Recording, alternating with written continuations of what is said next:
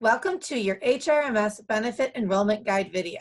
This video will review the most important steps in enrolling in your health, dental, FSA, and HSA benefits using HRMS. We will be using screen grabs in this video to illustrate what you can expect to see in HRMS, and a dummy employee ID was used, so no personal information on the screen actually belongs to anyone. The enrollment period is November 2nd through the 16th, and the image you see on your screen is what you will look for and click on in HRMS to begin your enrollment. From there, a screen will generate that has many helpful reminders and details about your enrollment. The screen grab on the left will be at the top of the page and is a quick review of what you need to do. And the image you see on the right will appear as you scroll down. The information here has many important details, including the new items you need to know for 2021, so we suggest taking the time to read through the information. As you continue to scroll down, you will see the box as it is on the screen now. The select button that is highlighted in red is where you will click to begin your enrollment. The next page that will appear will have some important details at the top that we encourage you to review. And then as you scroll down, you will see your enrollment summary, and it will look very similar to what you see here. By bringing your attention to the red arrow, you will see two line items, one that says current and one that says new. These two line items exist for each benefit available to you. And current will show what your 2020 election is, and new will show what your election for 2021 will be. For our example, this employee was enrolled in the HSA eligible plan with Aetna in 2020. And since all Aetna participants are asked to enroll in their coverage for 2021, there is no plan selected yet, so next to new, we see waive.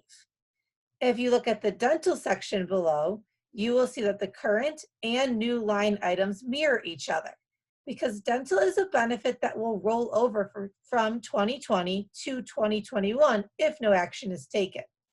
You can also see the same logic for the remaining benefits. Since FSAs and HSAs require elections each year, the current line shows your 2020 election, and after new, it shows waived until an election is made. For the purposes of this video, we are going to go through making a medical plan election, so we will start by clicking the Edit button that is highlighted in red. The medical election page will offer you three options to choose from. First is your PPO plan, second is your HSA eligible plan, and last is waive. After each plan are the rates associated with each coverage option, so you can see what you pay if you cover yourself or any dependents. Also notice that right now the blue dot next to waive is selected, so to elect one of the plan options, you must click the blue dot next to the plan you want. Once you select a plan, a section called Enroll Your Dependents will generate on your screen and look like our next slide. Once this section appears, if you have dependents listed in HRMS and you want to add them to your medical plan, you will need to click the Enroll box that the arrow is pointing to. If you need to add dependents first, then click the box that is highlighted in red and add their information. A couple reminders here. Once you add a dependent, you still want to make sure the Enroll box next to their name is clicked. And you must do this process for medical and dental if you want dependents on both plans. Just because you add dependents to one plan does not automatically enroll them in the other. Once you are all set with your plan election and have added your dependents, click Continue at the bottom of the page. The next page that appears is a summary of the medical plan elections you just made. If this is correct, click Continue, and if not, click Cancel. Since we elected the HSA eligible plan, the next page that will generate is the HSA contribution page. For the purposes of this video, we are not going to show that page, but our next slide will show what happens after a person clicks Continue from the HSA contribution page. After clicking Continue, HRMS will bring you back to your summary page. From here, You can decide if you are finished with your elections, or you can continue to use the edit button to make remaining elections. The elections you have to consider are dental, FSA, which includes health, limited, and dependent care, and HSA. Once you determine you are all set, you will click the Submit button at the bottom of the page. The next page that appears is your Final Submit page, and the large red arrow directs you to the Final Submit button, which must be clicked for elections to be confirmed.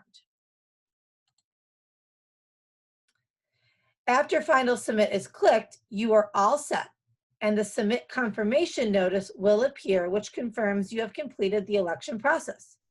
You may click OK, and this will bring you back to your open enrollment page, but nothing further for health, dental, FSA, and HSA elections are needed.